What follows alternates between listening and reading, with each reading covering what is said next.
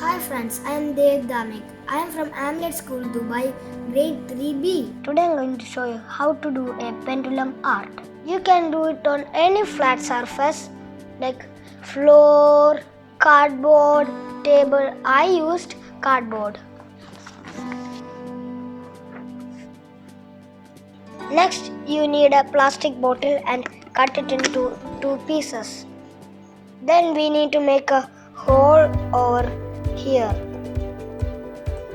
Then we need to make 4 holes. I'll show you where. 1, 2, 3, 4. Then we need a string.